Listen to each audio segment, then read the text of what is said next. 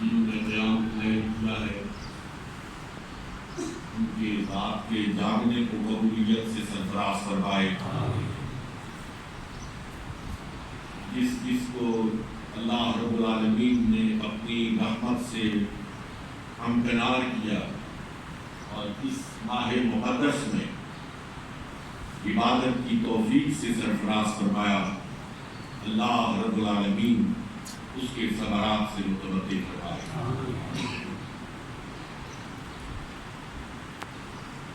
میری زندگی میں اس مرتبہ کا رمضان اپنی نوعیت کا منفرد رمضان تھا۔ اس سے پہلے جب رمضان المبارک کا مقدس مہینہ آتا تھا تو ہر مسجد سے، ہر ممبر سے، ہر محراب سے، ہر واعظ اور خطیب یہ پکار کر کہتا تھا کہ اپنا رخ مسجدوں کی طرف کر دو۔ اس مہینے میں ہمارے آقا، ہم سب کے مولا جناب محمد مصطفیٰ علیہ تحیۃ و ثنا صلی اللہ علیہ وسلم عبادت کے لیے اپنی کمر کس کیا کرتے تھے۔ اے مسلمانوں، تم بھی اللہ رب العالمین کی بارگاہ میں خشوع اور خضوع کے سجدوں کے لیے اپنے آپ کو تیار کر دو۔ لیکن میں اسے عذاب کہوں، میں اسے تنبیہ کہوں، سزا کہوں، کیا کہوں، اللہ ہی بہتر جانتا ہے کہ اس وقت صرف امت مسلمہ ہی نہیں، پوری دنیا اللہ رب العالمین کی سخت گرفت میں ہے۔ اس دفعہ رمضان سے پہلے مساجد سے، میڈیا سے اور حکومت کے ایوان سے بامر مجبوری یہ کہا گیا کہ مساجد کو بند کر دیں اور لوگ مسجدوں میں آنے سے گریز کریں۔ آپ نے خود سنا ہوگا، ہر جگہ اس کا اہتمام ہوا اور شہروں میں خاص طور پر نگرانی کی گئی کہ 5 اور 7 اور 10 اور 20 سے زیادہ لوگ تراویح کے وقت مسجد میں جمع نہ ہو سکے۔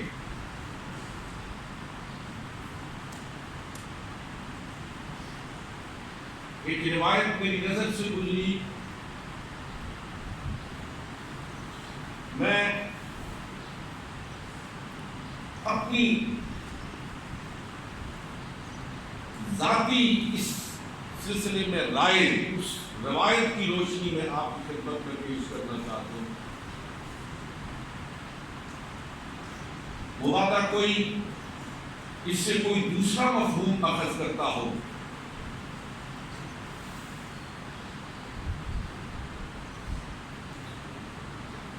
ہمارے آقا و مولا جناب محمد رسول اللہ صلی اللہ علیہ وسلم نے ارشاد فرمایا کہ جب اہل ایمان سے اللہ ناراض ہوتا ہے تو پھر ان سے سجدوں کی توفیق کو سلب کر دیتا ہے۔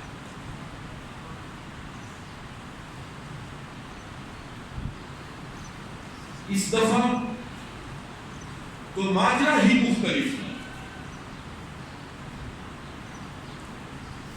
کہ انتہائی سختی کے ساتھ لوگوں کو مساجد میں آنے سے روکا گیا۔ وہ روکنے والے بھی کسی ذاتی خواہش کی بنیاد پر نہیں، کسی ذاتی غرض سے نہیں، بلکہ بامر مجبوری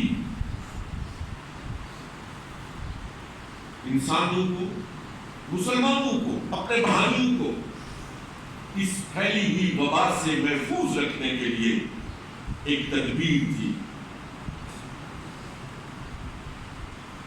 اللہ کے محترم، اس سے پہلے بھی اقوام پر ان کے اعمال کی سزا کے طور پر مختلف عذاب نازل کیے گئے۔ میں سمجھتا ہوں یہ بھی ایک عذاب کی صورت ہے۔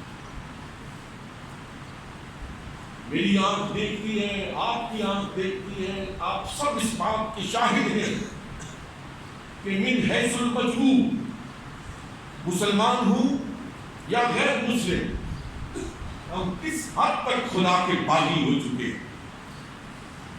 بے حیائی، فحاشی اور عریانی کی وہ صورت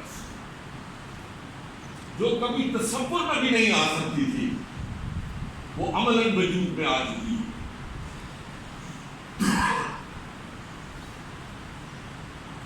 لوگوں نے انتہائی بے باکی کے ساتھ، دلیل دہنی کے ساتھ مذہب کو تنقید کا نشانہ بنایا۔ نہ پیدا کرنے والے کی ذات محفوظ رہی، نہ پیغمبران اسلام کی ذوات قدسیہ لوگوں کی دلیل دہنی سے محفوظ رہی، اور مسلمانوں کے اندر ایسے لوگ، ناپاک لوگ جنم لے چکے ہیں جنہوں نے براہ راست سرکار علیہ السلام کی ذات کو نشانہ بنایا، حضور علیہ السلام کی ختم المنتظرین پر انگلی اٹھائی، صحابہ کرام رضوان اللہ تعالی علیہم اجمعین کی مقدس ہستیوں کو متنازع بنایا۔ نتیجہ میں نے دیکھا، آپ نے دیکھا، انتہائی قابل احترام سامعین محترم، میں صرف ایک لمحے کے لیے آپ کی توجہ اس جانب مبذول کرانا چاہتا ہوں کہ آپ نے علماء سے سنا، خطبہ سے سنا، ہمیشہ سنتے چلے آئے ہیں کہ روز محشر یوم یفر المرء من اخیہ وامہ وابیہ وصاحبتہ وبنیہ، کہ بھائی بھائی کو چھوڑ دے گا، بیوی بیوی کو چھوڑ دے گی، دوستیاں دشمنیوں میں تبدیل ہو جائیں گی۔ وہ قیامت کا منظر، وہ محشر کا منظر اللہ کے محترم ہم نے اپنی آنکھوں سے اس دنیا میں دیکھا ہے۔ میں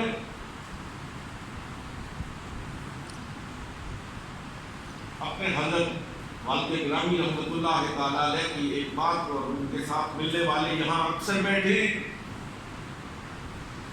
انہوں نے ان کی مبارک زبان سے یہ کلمہ کئی مرتبہ سنا ہوگا کہ جب وہ کسی جنازے میں شریک ہوتے تھے تو اکثر و بیشتر جو ساتھی ان کے ساتھ چل رہے ہوتے تھے ان سے فرماتے تھے کہ کتنا خوش نصیب ہے جس کو مسلمان اٹھا کے لے کے جا رہے ہیں، کتنا خوش نصیب ہے جس کو جنازہ نصیب ہو رہا ہے، کتنا خوش نصیب ہے کہ جس کو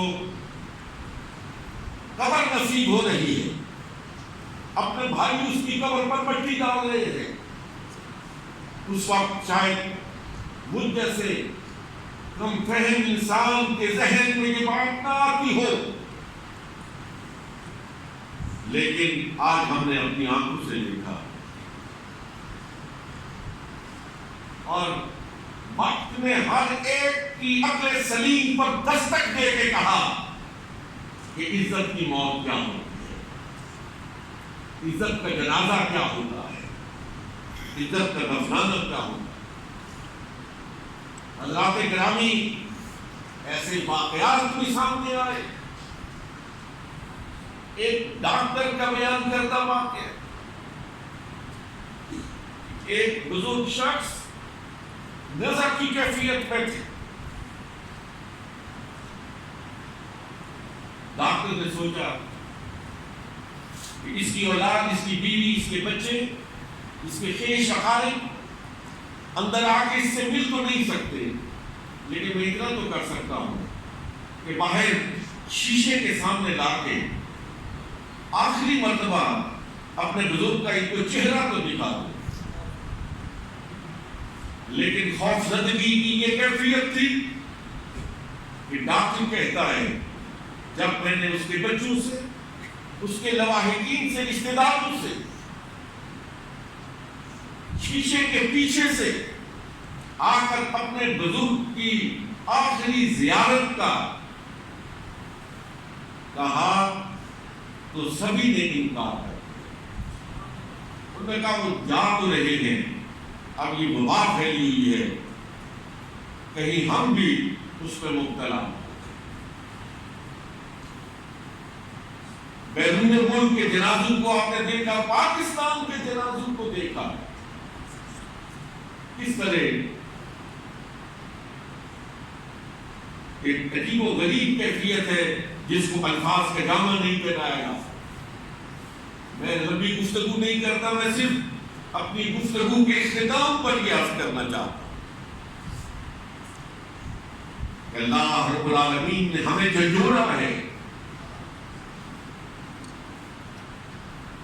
اور یہ کوئی ابھی زیادہ سزا نہیں ملی ہے، اور پاکستان پر خاص طور پر اللہ رب العالمین کا کرم ہے کہ پاکستان میں اموات کا تناسب باقی ممالک سے بہت کم ہے. اللہ کا بڑا فضل ہے. آؤ عید الفطر کے اس مبارک موقع پر، رمضان المبارک کے اختتام پر آج اپنے گناہوں سے توبہ کر کے اٹھے، اللہ سے اپنے گناہوں کی بخشش مانگے،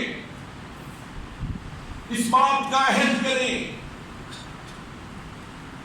کہ رب العالمین ہم سے جو غلطیوں کا ارتکاب ہوا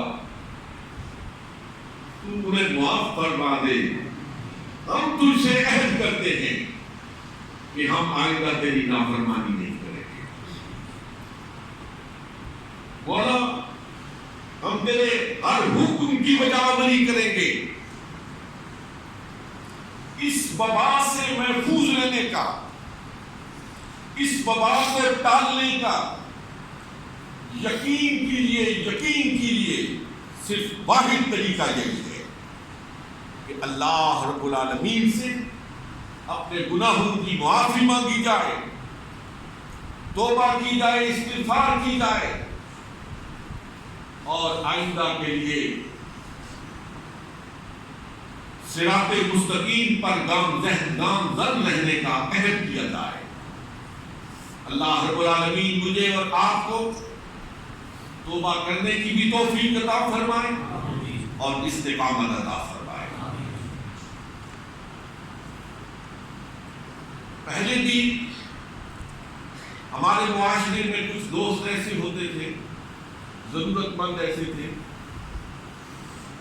جن کی ضرورتوں کو پورا کرنا صاحب ثروت حضرات کا فریضہ تھا، جن کو اللہ رب العالمین نے دولت سے نوازا ہے.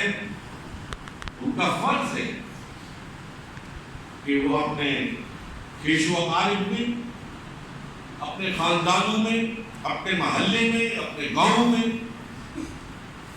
جو ضرورت مند ہیں ان کی ضرورتوں کو پورا کرے.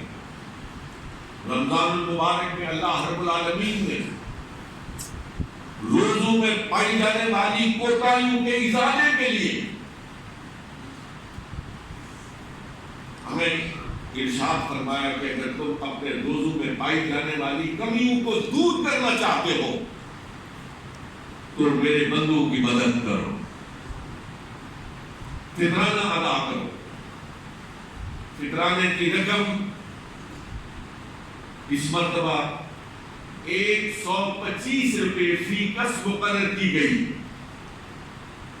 اور یہ 125 روپے ہر اس شخص پر لازم ہے بچے پر لازم ہے جو اس دن سورج طلوع ہونے سے پہلے اس عالم وجود میں آیا ہے۔ اس لیے میری آپ تمام حضرات سے درخواست ہوگی کہ وہ مال جو میرا نہیں، جو آپ کا نہیں، جو اللہ کا دیا ہوا ہے، اور اس مال میں میں نے نہیں، آپ نے نہیں، غربا کا حق نہیں رکھا ہے، اللہ رب العالمین نے ان کا حق مقرر کر دیا ہے۔ اپنے اپنے گھروں میں جانے سے پہلے اس حق کو ادا کریں اور غربا تک پہنچائیں۔ جن حضرات میں باوجود بیماری کی صورت میں یا کسی اور عذر کی بنیاد پر روزے نہیں رکھے، وہ بھی ایک مسکین کے کھانے کے برابر رقم غربا میں تقسیم کریں۔ وہ رقم بھی 125 روپے ہی مقرر ہے، لیکن میری یہ درخواست ہوگی کہ آج کے زمانے میں 200 روپے سے کم کسی اچھی جگہ بیٹھ کر کھانا نہیں کھایا جا سکتا۔ اس لیے جن حضرات کو باوجود روزہ نصیب نہیں ہوا ہے، وہ 200 روپیہ یومیہ کے حساب سے غربا میں تقسیم کریں۔ اللہ رب العالمین ان کے اس فدیے کو اپنی بارگاہ میں قبول و منظور فرمائے۔ اللہ رب العالمین آپ سب کا حامی و ناصر ہو۔ میں صرف آخری ایک لمحہ آپ کا لینا چاہتا ہوں۔ عام طور پر دیہاتوں میں بھی اور دوسرے جگہوں پر بھی یہ سمجھا جاتا ہے کہ زندگی موت اللہ کے اختیار میں ہے، تو ان تدابیر کی کیا ضرورت ہے؟ کیوں ماسک پہنے، کیوں دستانے پہنے، کیوں یہ جو حفظان صحت کے اصول بتائے گئے ان پر کیوں عمل کریں؟ اللہ کے محترم، اس میں کوئی شک نہیں کہ زندگی اور موت اللہ کے اختیار میں ہے۔ اذا جاء اجلهم لا يستأخرون ساعة ولا يستقدمون۔ جس وقت اس نے آنا ہے، نہ گھڑی آگے نہ گھڑی پیچھے، اس میں کوئی شک نہیں۔ تو پھر زہر کی پوری ہاتھ میں رکھنی چاہیے، سب کو تھوڑا تھوڑا کھا دینا چاہیے۔ اللہ کے بندو، اللہ نے فرمایا ہے کہ جو چیز ضرر رساں ہو، جو انسانی جسم کو تکلیف پہنچائے، جو آپ کو تکلیف پہنچائے، جو آپ کی وجہ سے دوسرے کو تکلیف پہنچائے، اس سے بچو۔ یہ جو قرآن پڑھتے ہیں نا، یہ قرآن کہتا وَلَا تُلْقُوا بِأَيْدِيكُمْ إِلَى التَّهْلُكَةِ، اپنے آپ کو اپنے دونوں ہاتھوں سے ہلاکت میں مت ڈالو۔ اب ایک شخص جان بوجھ کر بھرے کنویں میں چھلانگ لگا دے اور کہے کہ زندگی اور موت تو اللہ کے اختیار میں ہے، اگر اس نے چاہا تو مر جاؤں گا، نہیں چاہا تو نہیں مروں گا، تو یہ اللہ کے حکم کی خلاف ورزی ہے۔ اس لیے زندگی اور موت یہ بلا شبہ اللہ کے اختیار میں ہے، لیکن ڈاکٹرز نے اور سماجیات کے ماہرین نے آپ کو جو حفظان صحت کے اصول بتائے، میری درخواست ہوگی آپ ان پہ عمل کریں، آپ ان پہ عمل کریں۔ اس کے بعد زندگی اور موت کو اللہ پہ چھوڑیں۔ جو عمل کرتے ہیں وہ بھی مر جاتے ہیں، یہ نہیں کہ وہ نہیں مرتے، وہ بھی مر جاتے ہیں، لیکن اپنے آپ کو بچانا، اپنے آپ کو محفوظ رکھنا، یہ اللہ اور اللہ کے رسول کا حکم ہے، یہ شریعت کا تقاضا ہے، اس پر عمل کرنا از بس ضروری ہے۔ اللہ رب العالمین ہمیں صحیح فہم عطا فرمائے اور عمل کی توفیق عطا فرمائے۔ وآخر دعوانا ان الحمد للہ رب العالمین۔